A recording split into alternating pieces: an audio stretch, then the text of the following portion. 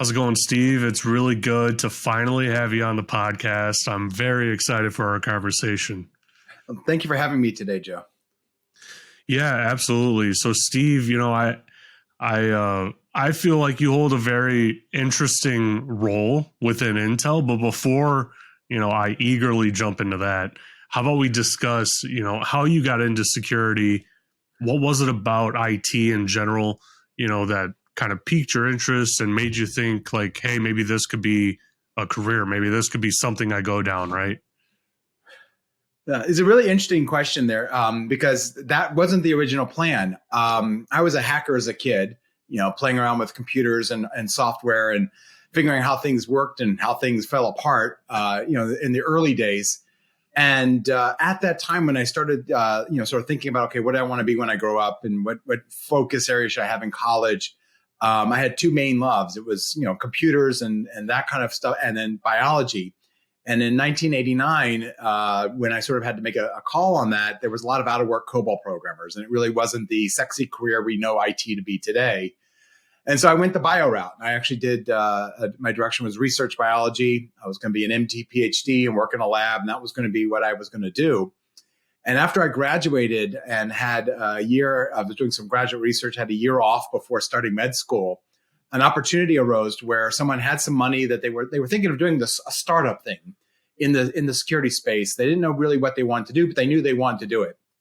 And I got introduced to him, and he's like, you know this, you're a hacker guy, you know the security stuff, you want to do this?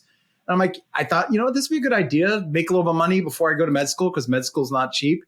And so in early 95, we kicked off a startup looking at desktop security. And after 3 months, I had fallen in love. I was all in. This was an exciting time to be in security and then to be in technology. It was right around the time Netscape was about to go public.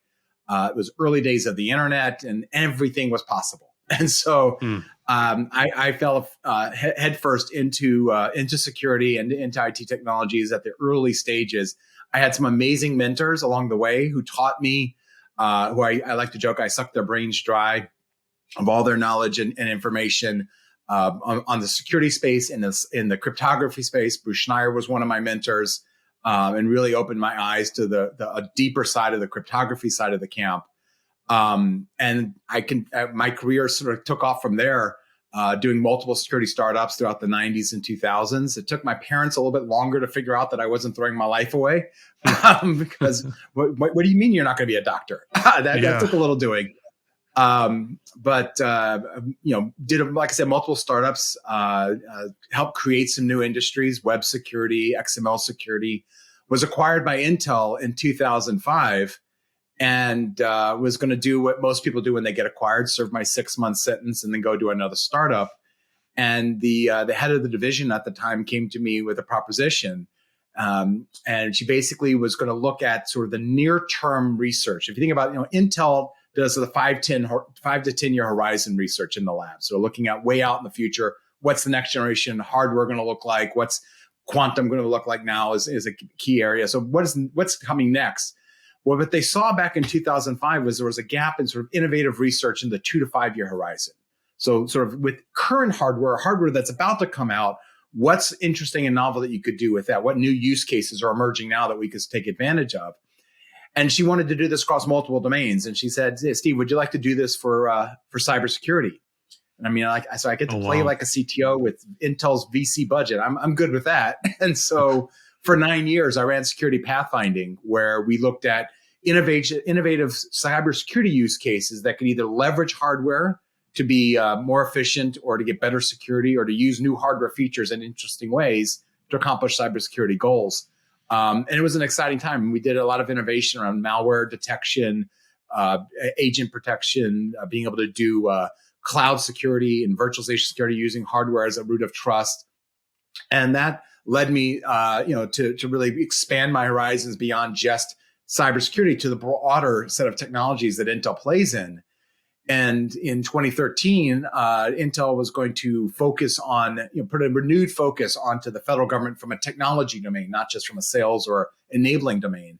And we're just going to stand up a capability. And I was tapped to lead the technology team for the federal market and be the federal CTO for Intel. And So I jumped on board with that and have been doing that now for about 9 years. And it's really allows me to continue to do interesting, innovative stuff with cybersecurity, but also now with AI, with high performance computing, with cloud, with everything that the federal government is challenged with, and that Intel and our technology and our ecosystem can help support. So got there through a weavy path to get to where I am today. But I think, the key thing is that back in the day, just, the opportunity to go off and cause trouble in the security space is always what keeps me interested. Wow. I mean, there's so much to unpack there. Going from a potential like med school student to IT, specifically security, do you think that there's any, related skills that you may have gained in your studies to prepare for med school to be the doctor that are like translatable into IT? Is there any? I mean, I don't know.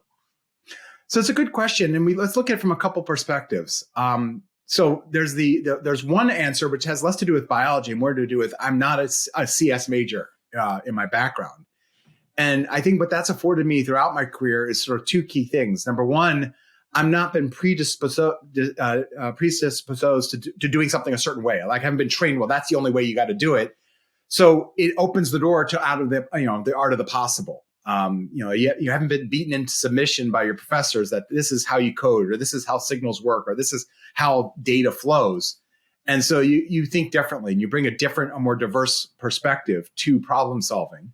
Or as some of my architects used to joke, you're not smart enough to know that that's the wrong way to do it. But what's interesting is that and I've used this throughout my career of my teams of building diverse teams from various backgrounds, because really that's how you solve those big, hairy problems, is thinking outside the box. And that's not just, you've got a smart architect who can think differently. It's coming from different backgrounds, coming from different experiences. You look at problems differently.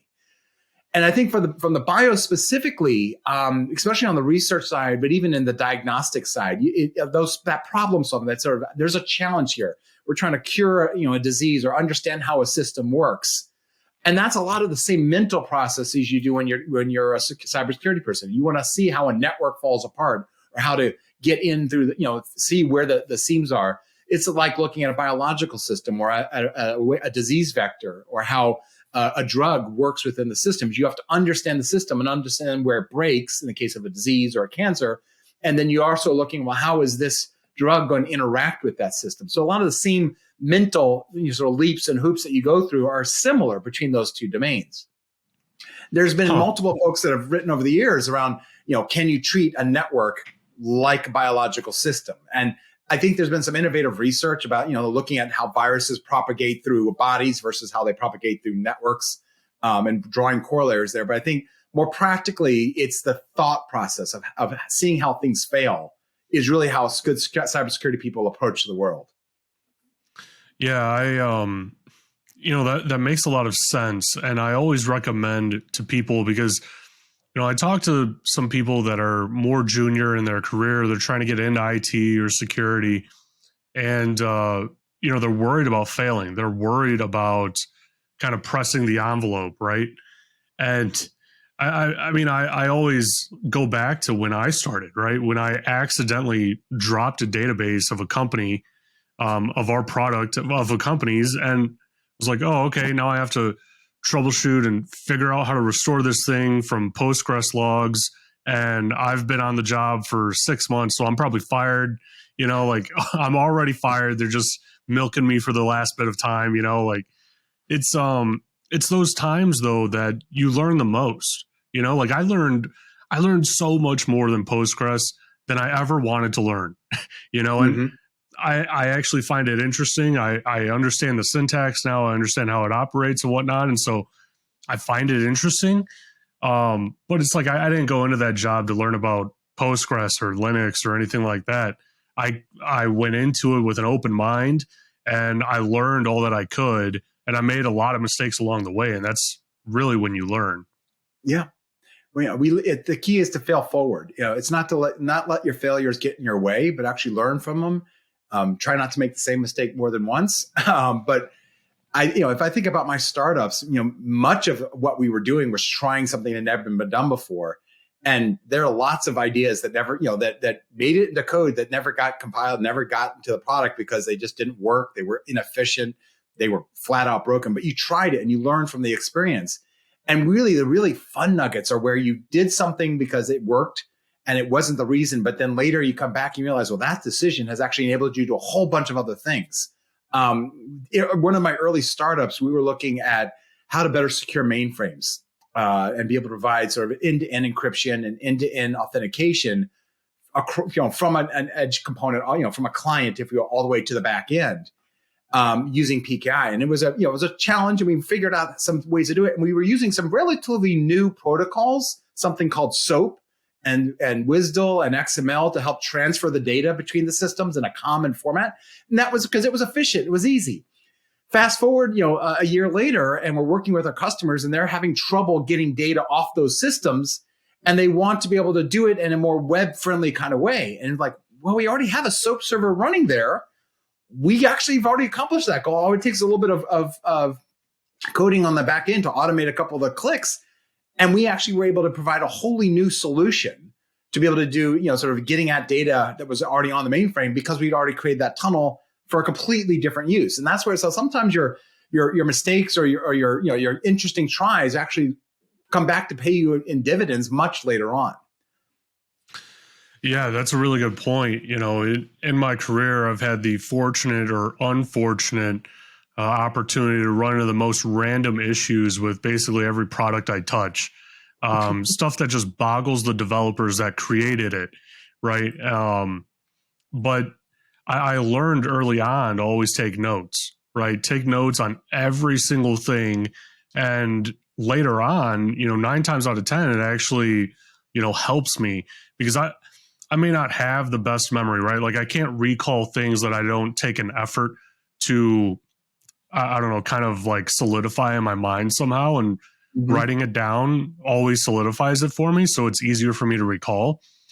And so, after I would go through an issue, there'd be like an after action report. And I have to, go through and describe exactly what I did, why I did it, what the outcome was. And I had the best troubleshooting guides out of everyone at the company eventually. And eventually everyone just used mine because it was so much better than even like the developer's troubleshooting guide.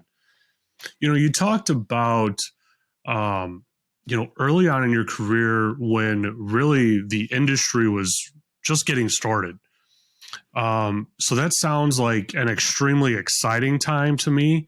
And also, more exciting, a little bit of a nervous time, I guess, right? Because you may not know what will succeed and what will blow up, and did you feel like at that time that you could basically just, throw a stone and hit water and now you're, in a successful startup that you created, 2 weeks ago or something like that, right? Like, was it that kind of environment or is it different? So it's interesting.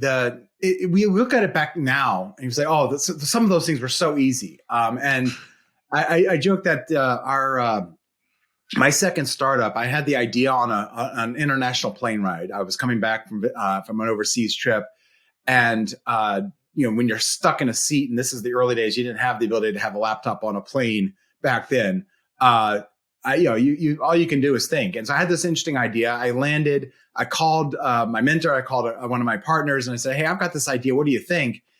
And from the point of having that idea and jotting it down, jet lagged in my at my home, to having money in the bank and are off to the races was 2 months. I mean, literally from idea to funding was 2 months. That was the beauty of the 90s. So it was a lot easier. And all we had, I did it with like 2 pieces of paper and a set of bios, and that was all it took. Now, it takes a lot to go from that initial seed round to actually executing a product and getting it into market. But I think one of the things that was interesting about the early days, different from now, is that you didn't have as much noise. It was a smaller industry. There weren't, when you would come out with an idea, there was maybe 1 or 2 competitors. If you started to get real successful, you could get to 5 competitors. Now there's like 1,000 people doing all the same thing you're doing. So back then it was much easier to get your message out. The flip side problem is that you had a high barrier in IT, in the CIO or in the precursor, the director of architecture, because they didn't have a CIO back then, oftentimes, to convince them they needed your technology. There was a lot less understanding of the cyber threat or of what the technology was going to do to the architecture. And so we had a lot more education we had to do about the problems to convince them that they needed our widget or du jour that was going to solve their big problems that they didn't know they had yet. So it was a balance of, we had to convince people that there was a problem. We knew there was, but at the same time, I didn't have to, try to separate what I was doing for 50 other things that were sounded like they were doing the same way. So there was a balance there. I do remember some funny stories about early conversations on cybersecurity with VCs, because while IT people could basically understand the idea of firewalling and authentication and some of the cybersecurity principles, unless that VC had already invested in a security company, they were completely unaware of what that meant. And it just, I remember there was one VC didn't want to give me his business card because he'd heard I had done hacking as a kid. And like that made him scared of me. And I'm like, I'm totally not threatening. But it's just something, a lot of education. And what we did back then is we went with very visual demos. So, and it's something I still hold on to today, that people do better when you show them a visualization of what's going on. A lot of demos today where you see a little peak in the performance benchmark and like, yes, look, we can do this and we can do it 20 times faster. It doesn't tell me what you're doing. It just tells me you're doing it faster. Right. Or we can, spin up 1,000 nodes, but what do you actually see? You see a blinking light on a screen. I find that for the end customer, when you can sort of make it tangible for them, what does it mean to me, and show them. And so we would actually lug around demos showing, here's the attack, here's our thing detecting it, or here's our thing blocking the actual attack. Making it real is really what helped in those early days, because they didn't have the understanding, or they didn't know that they had that problem. And there were great examples where we had one of my startups, Sanctum. We had built we had an application firewall, one of the very first web application firewalls. We built a scanning tool to basically show that you had vulnerabilities. That's why you needed the firewall. So we created a little tool that would scan your website and identify all the little places where you had cross-site scripting and SQL injection, and actually could demonstrate it for you to prove that you really did need that application firewall. What happened over the course of that company is the interesting thing. The scanning tool became the most valuable asset. The firewall was important, but it actually wasn't the thing that blew up. The scanning tool became the powerful tool because it allowed auditors to show their internal business units, you've got these issues and I can prove it.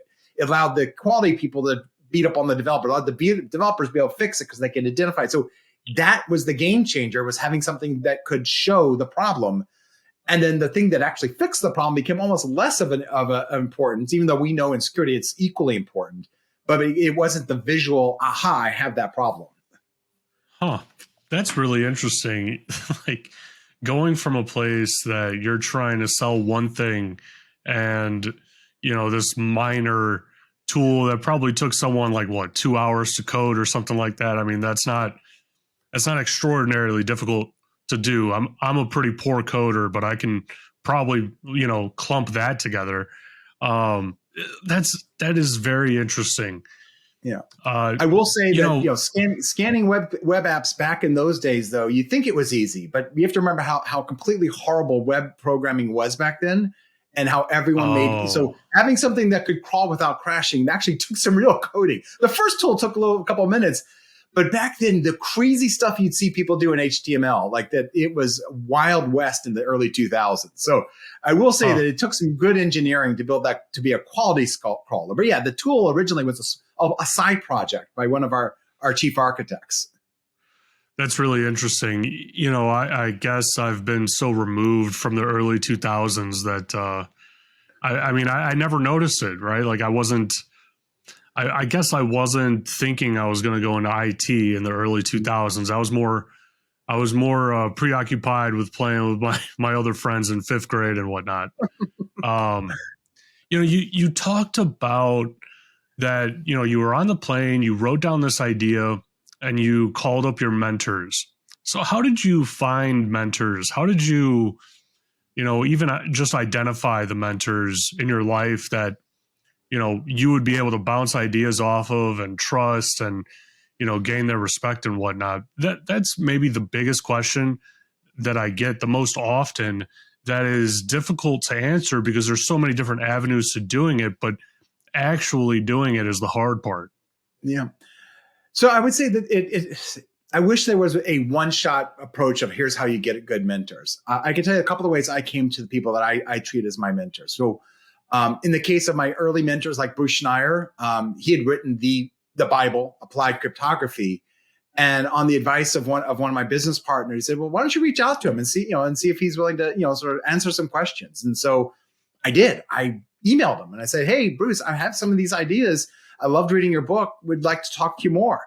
And he responded, and we became friends. And he went on to help mentor me across 2 of my companies, and is still a valuable a friend and colleague. And some of it is just taking the gumption and reaching out, and not being there to say, oh, I love your stuff, you're awesome, but really to ask intelligent questions, because the smart people like to be queried, like to answer smart questions, like to be challenged, like to have problems to go sink their teeth into as well.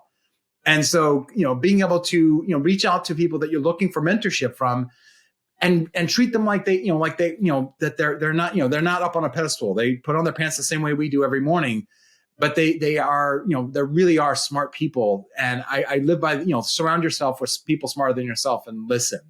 So one is definitely, being proactive, reach out, also leverage the network. So being able to, from Bruce, being able to reach out and understand and talk to his peers and hear from them, and and create relationships. And it's a lot of it is the soft skill of creating relationships. And then the other side of the mentor is I would say 2 things. One, as you're going through your career, there will be bosses, or oftentimes bosses of bosses that you will interact with. Build relationships with those people, because the people got into those positions because they knew what they were doing. And they are looking to, just like like I am and other senior leaders, to mentor the next generation. And so again, as you interact with people within your own company, reach out to the senior leadership, get on their radar, create a relationship, ask them to mentor you, and you'll find more often than not they're more than happy to do so.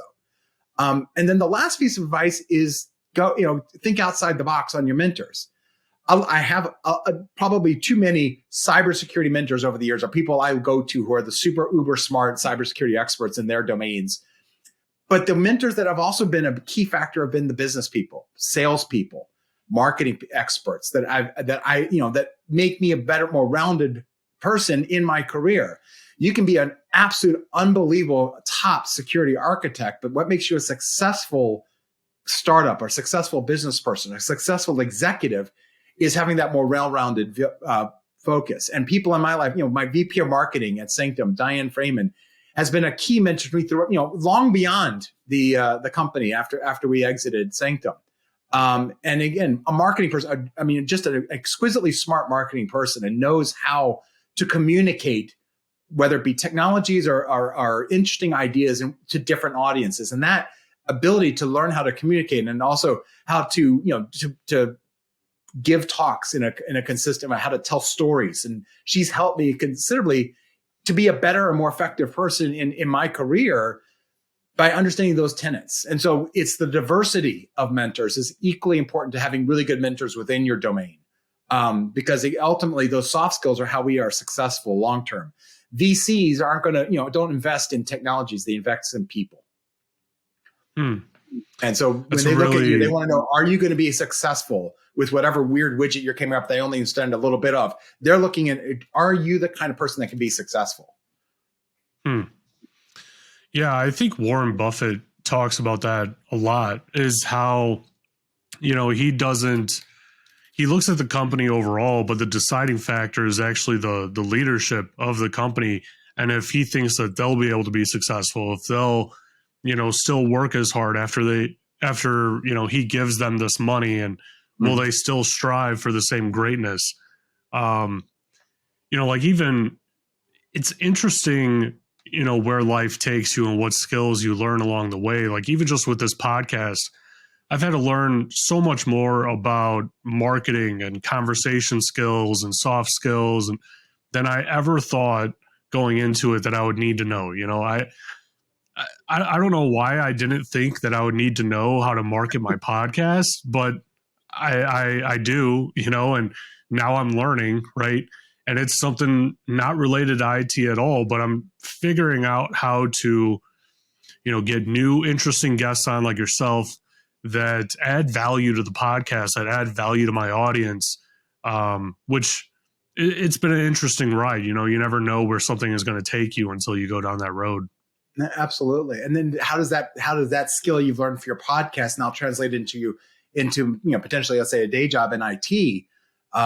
Better communications with management across business units can get you the need to, one of the really cool use cases I've heard is CISOs that have learned how to better market and communicate, or took training, actually went out and was proactive, took training on it, communicate better to the board and to the executive team.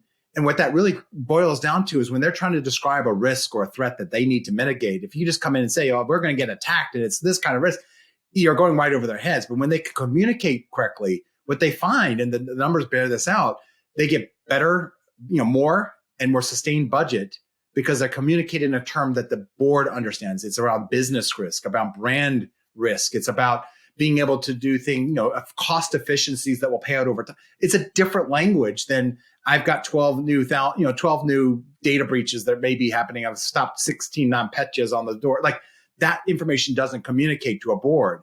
And so those soft skills actually help their day job and actually makes them more successful in getting bigger pieces of the budget, or making sure there's sustained funding, things along those lines that are actually crucial to the CISO's job.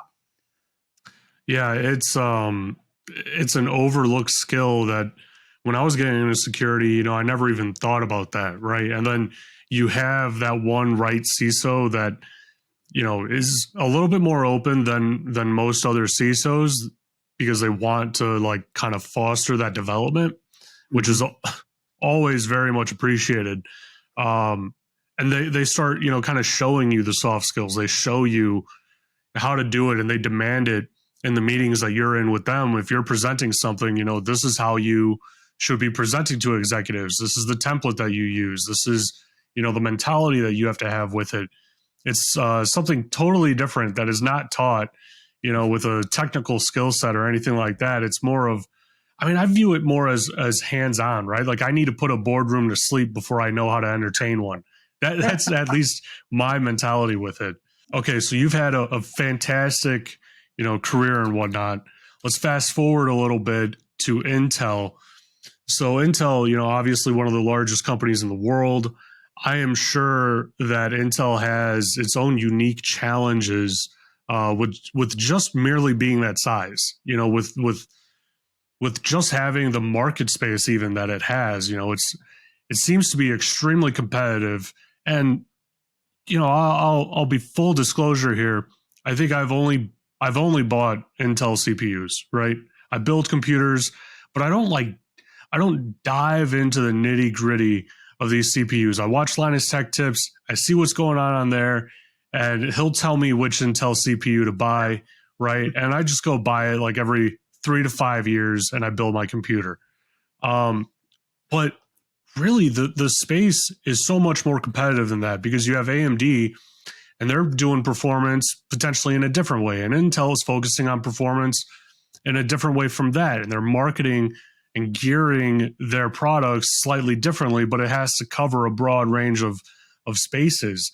When you got acquired by Intel and you were considering staying on, what were you thinking through at that time? What were the areas that you were thinking through of if you wanted to stay on and whatnot? So Joe, you asked a really good question about what was the opportunity. And I have to tell you, like, coming from the software security space, Intel was not the place I thought I was going to end up. It's a hardware company. What do they know about, software security?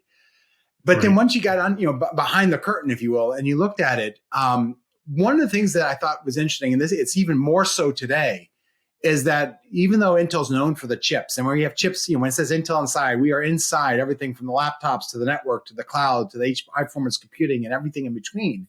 There's a lot of software that runs on top of those chips that's developed by or enabled by Intel. Commercial software and open source software that runs on Intel runs best when code that Intel developed is delivered to those companies or into those ecosystems. And so we produce a lot of software.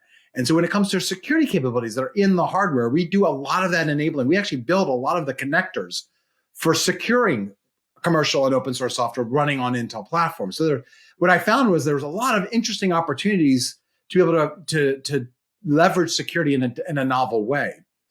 And I think, looking back on one of the very first projects I worked on at Intel after the acquisition, and I'll give you a comparison. So Sanctum, which was probably one of our most successful startups, we had half of Fortune 500 of the Fortune 1000 companies using our product, which is a big success. That's a key indicator. Half of Fortune 1000 in the mid 2000 using your products at scale. The first technology I worked on at Intel went to 40 million PCs. I mean, Wow. that's at the end of the day, it was the impact you can have in a large company. Now, there's, in any large company, there's bureaucracy and process and procedures that you don't typically find in a nimble startup. But the scale and impact, the ability to affect actually, the day-to-day lives of the populace or to make businesses successful, that was one of the things that kept me at Intel even to this day, of the scale and impact you can have by doing the thing you do, that specialty area, and where it ends up, because you are supporting millions and millions of PCs, servers, clouds, all running on Intel. I think that you talk about the highly competitive environment. One of the things that makes Intel somewhat unique in the hardware space is that, unlike some of the competitive, and I'll pick on, let's say, the GPU market, they just do GPUs. And they're really good at certain aspects of GPU. We're looking at that kind of workload across every step of from the client to the cloud and everywhere between. Sometimes a GPU, like our Max GPUs, is the right answer. Sometimes it's not, and you don't have to force fit it into a GPU to make it make it work there. You can provide different hardware architectures. Maybe an FPGA, maybe an accelerator would be the right choice. And that's when I look at Intel and how we approach the problem. We look at it more holistically and can look across a heterogeneous architecture of capabilities. And then from a security person's perspective, there's a lot of opportunity to innovate in a variety of areas. Am I solving a problem of an embedded system that's like a SCADA control on a factory floor, which is its own set of OT problems? Or am I looking at something that, how do I protect, sort of secure transactions at scale for high-speed trading? I mean, these are the kinds of questions that you ask when you work at a company, because our stuff is in both of those kinds of systems. I think one of the things that makes Intel somewhat interesting from even other big players in the market, whether you're a cloud provider, an operating system vendor, or even OEMs, is that other than, like you said, some of the hardware vendors, we're really not competing with our channel. So at the end of the day, when I talk to a customer and I talk about what their problems are, I'm agnostic to what OEM they go with. I'm agnostic to what cloud provider they end up choosing. I mean, some will be more advanced than others, but at the end of the day, they're all running on Intel. So my job is not to push one or the other. So how can I help you in customer? In my case now, the federal government, how can I make you more efficient? How can I secure your data better with the technologies that are at our disposal through the channel? And so it provides a much more interesting conversation. And I find, thinking back to my old days in startups where I had really good relationships with CIOs and CISOs, but at the end of the day, I was still trying to sell my widget or my software package. Now I have these kind of relationships with the CISOs, and I'm not trying to really sell them anything. I mean, I want them to remember that Intel was there, but they're going to buy their stuff from whichever vendor is their vendor of choice. And so it's a much different kind of conversation, which I find fascinating. Yeah. Wow. That is, I mean, once again, there's a lot to unpack there. That's also very interesting. I found when you said that, they're not necessarily, at least Intel is not necessarily competing with other competitors in the space. They have their own space. They have their own, kind of designated purpose that, fits millions of devices. As a security professional, I just come from the mentality of, I want, my work to mean something. I want my work to have an impact on someone. And I guess that may sound like, I don't know, self-serving or something like that, but that's just my mentality, right? Like I want it to mean something. Absolutely. That must have been a very eye-opening situation, right? When you created, that thing, and now all of a sudden it's in 40 million devices all over the planet, protecting them in different ways that these people probably never even thought of. It is, and it's again, it goes to what you were talking about. When from a cybersecurity professional, whatever area of cybersecurity in, I look at it sort of there's sort of two things that drive us as security people. Number one, give me a hard challenge. I like to get my teeth into hard challenges, whether it's how to hack a system, how to protect a system from a hack, how to solve a problem. We're all problem solvers. We want to be presented with a unique, a hard challenge that we can go solve. We're problem solvers. But the other part is you want your work to matter. You want there to be an outcome, whether that outcome is you've protected a whole industry, or if you're on the offensive side, you discovered the next big hack that everyone's talking about. You got a new item that shows up in the OWASP top 10 for that. You want to have an impact so that the work you're doing matters. And I think those two things are some of the key drivers. You look at cybersecurity professionals, whether in IT or in the vendor space or in academic research or other kinds of areas. It's those two things. Go give me a hard, juicy problem and let me know that it makes a difference. To whatever the constituency that I'm targeting. And that's what drives a lot of IT people. When you look inside corporate IT, especially in IT security, the one of the good CISOs help their organization understand why it matters. A lot of times people, if you're doing firewall administration, it can feel like a road, like I see blinking lights every day. I'm updating a rule here. Like, why does it matter? And what I find is, really good CISO organizations communicate down, not just up. And so that same dashboard they're showing the board about how good they are this week, the team that actually helped build it, number one, sees the same dashboard. More importantly, oftentimes they get brought along to the board to see the outcome of, so when you present here's how many vulnerability, how many active exploits we blocked today, and here's the team that did it.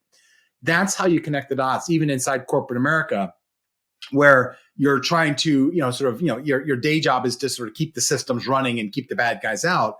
Exposure to the folks that it matters to helps them realize the impact. And I think that, really, good CISOs recognize that they need to highlight the teams and communicate in both directions. Because exactly like I said, it needs to matter, because that's what gets us up in the morning. Right. So I think, some of what you discussed, or, kind of what we discussed throughout this entire conversation, is thought leadership and how that can really, shift an organization, shift your mindset, and, work for you or against you, I guess. Right. Can we talk a little bit about what thought leadership is and how it can, impact and really drive your career in a positive way? Because I feel like that is a underrated skill almost, as someone that, is not in senior management or anything like that, right? You're still an individual contributor. How do you get to that next level? How do you get, the skill sets, right? And I think a part of that is thought leadership, being able to, form these revolutionary ideas, or even just simple ideas of what to change, how to change it, and leading people through it. Can we talk a little bit about that? Absolutely. And thought leadership can come in a variety of forms. Looking for opportunities to provide thought leadership. And again, some of it's going to depend on the organization. Some organizations are okay with people presenting papers at conferences. Others aren't, depending on where you are and what you're doing. There are lots of different kinds of opportunities for thought leadership. One easy way is, most companies have what they call brown bag sessions or training sessions. So volunteering to speak, to be the person who talks about, the security topic du jour, or be the one to say, hey, there's what's this large language model thing everyone's talking about, and talking about it even within the organization. Then you become the go-to person that they say, they knew what they were talking about. I want to go to them for more information. You're building micro thought leadership, if you will, within the company. It's the first step is just going out on and doing it, finding an opportunity to talk, having something to say. And again, you don't have to be the absolute expert in something to start talking about it. You need to be conversant in it, but your job isn't to be the number one guru on the planet in that particular area. Your job is to help educate the rest of your team or an audience on something they may not be as familiar with. And so a thought leader isn't about being the guru. The thought leader is being an educator. And that's really, an educator is a thought leader. Because and when you do that, it gives you the opportunity to push the conversation. So if let's say you're training, you're giving a training, or you're giving a brown bag on a particular topic, it is also the opportunity for you to put out there, hey, I have these really interesting ideas about how we use large language models to maybe optimize IT processes. Now that gives you a forum to start to push the boundaries. And so finding opportunities to get your message out there, but it starts with going off and having giving the talk and having a message. And it takes work. It's not something that happens by accident, but you'll find there's lots of opportunities. I was one of the things that I was doing recently. I was looking to help some government customers understand how the semiconductor process works. I was looking at some of our trainings that we have for our own employees. And what I found was interesting is there was one name that kept showing up on a variety of these early sort of, one-on-one level trainings. And so I reached out to the guy and I said, are you still doing training? He's like, yeah, they bring me out every once in a while to go train, whole new developers and partners that are trying to learn about our processes. So even though his day job is building SOCs or whatever he's doing, he's still the thought leader for how to train people on, sort of the manufacturing process. And so he's become the SME just because he has the content out there and you can go to it and you can see it. And so there's a lot of opportunities to do thought leadership. If you do work in an environment where they're okay with you publishing, publish papers, go speak at conferences, join associations and go to their events and then become a speaker. Today there's a lot of organizations you can be a member of, but some good ones for cybersecurity, SANS, ISACA on the audit side of the camp. There's a variety of these organizations. They hold regular conferences. They do call for papers. Go off and speak. One of the environments that I think is really fascinating is there's conferences now, like a conference for defense and a couple others, where there's a whole track called like the practitioners track. And it's a track of IT professionals for IT professionals. And they're not there to talk. The goal is you are not allowed to talk about a hack that you came up with. It's not about the cool hack du jour. It's you're coming in and say, here are the best practices that we found worked. And it could be something like, how do I scale identity management to remote workers? Or how did I deploy, a secure microservice? Like, what did you do in your environment and help train your peers so everyone gets better at it? And that kind of information sharing, that thought leadership is about your day job. It's not you have to come up with some exquisite new idea. It's sharing of best practices, and those conferences foster that kind of thought leadership. So I guess to answer your questions, get out there and start speaking. Find opportunities to get your message out there. Record a podcast. Put out a paper into an article. Speak at conference. Attend conferences and talk to people. And do it both externally and internally. I mean, I can't stress enough. Internal thought leadership is almost as important, if not more important, than external thought leadership. Because external thought leadership is like brand management, is about increasing your brand for you or your company. But internal is how you advance your career. Get on the radars of a more diverse set and more senior folks by being the one that they go to for information. Yeah, that's a very good point. Something that I recently learned was you don't have to be the world's foremost expert in a topic to discuss it. You really just need to be able to captivate an audience.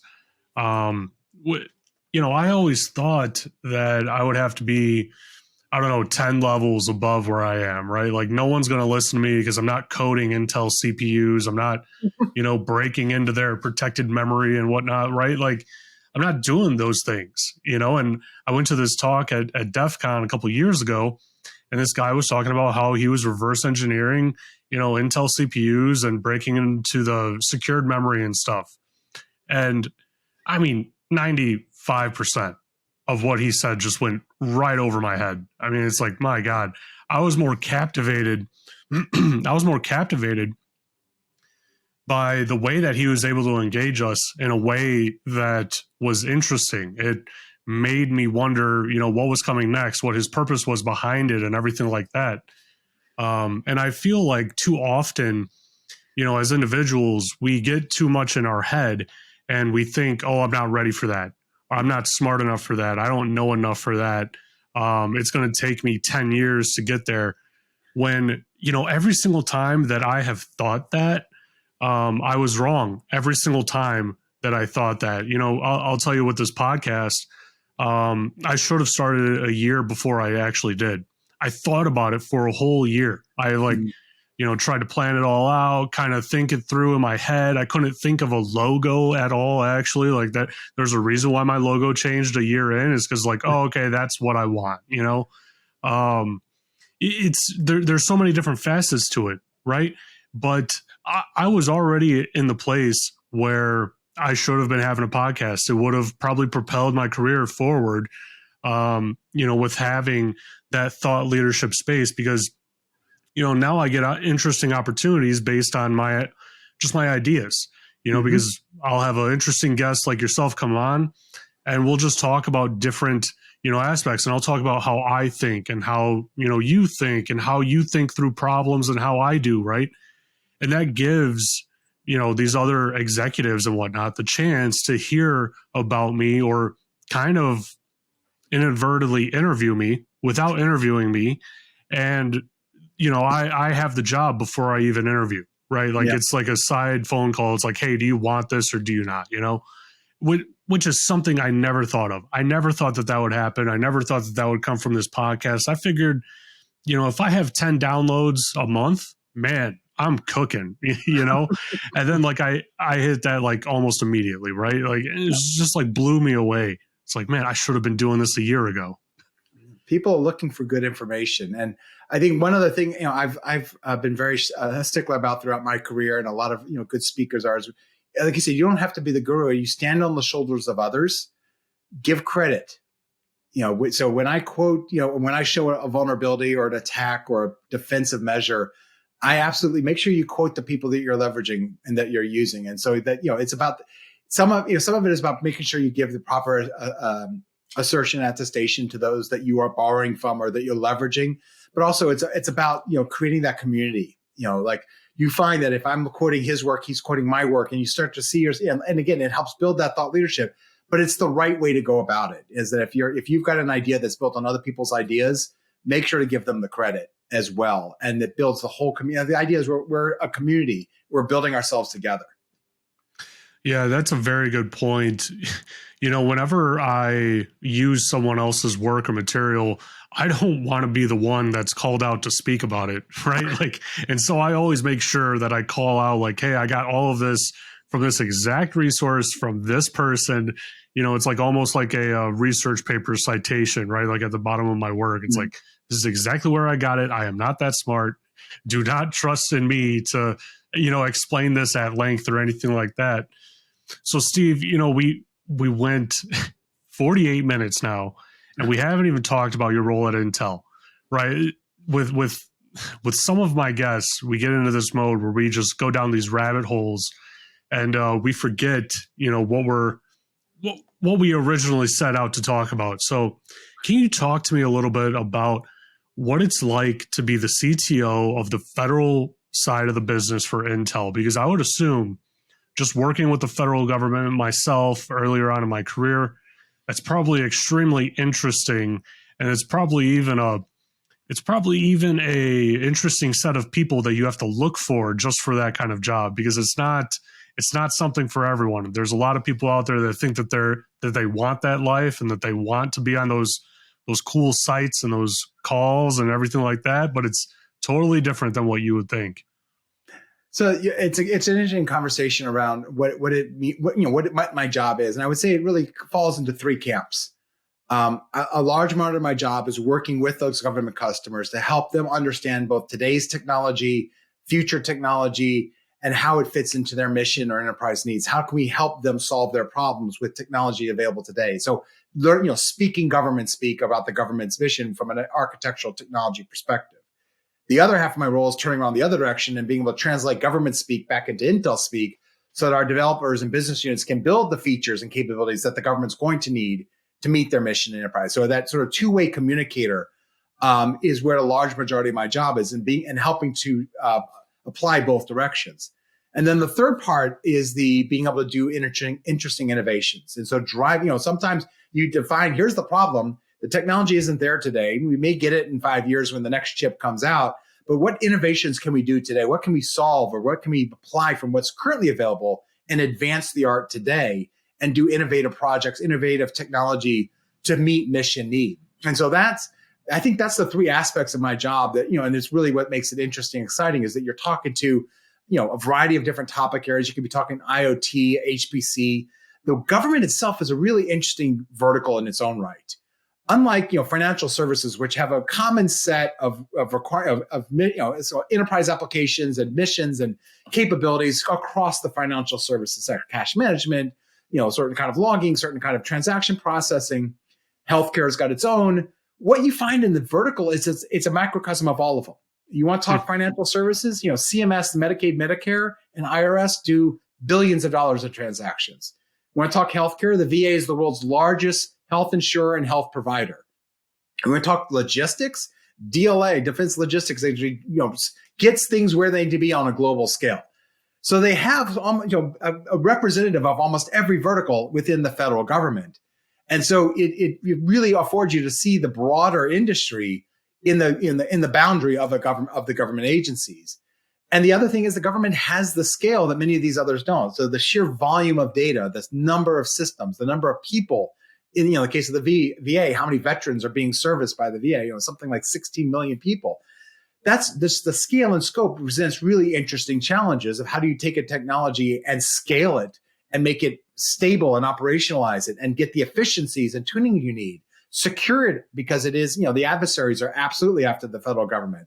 And so it's those kind of big problems that you get in the government and the variety and diversity of those problems that makes it exciting as a market to focus on. And what you do then is, and this is really the reason for Intel Federal existing, is taking commercial capabilities and federalizing them for the government. So taking what's done in commercial, let's say 80%, and making it work for government, that 20% needed for government, but also looking at government use cases, building things there that then can be commercialized to the broader industry. If we solve it for the US government, well, it will work for everyone else.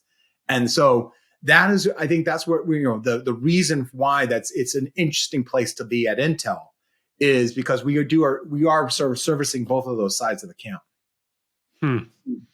Yeah, something you mentioned was being a two-way communicator, being able to translate the customer's needs into, what the company needs to do to address them. And I encountered this very early on in my career when I led federal contracts and government contracts that we had, because I was basically the only one at the company authorized to speak to these people just on the phone. Let's throw out in person. Just on the phone, I was the only one authorized to speak to them. How I got approval, I have no clue. This 23-year-old kid, fresh out of college, and I'm the one at this company that has approval. And I found out there was a lot of friction.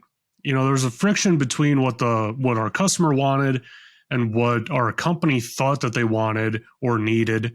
And so then there was a dispersed effort in creating things that they thought that basically the developers and my executives at the company thought that the federal government wanted and would need versus what the federal government actually wanted.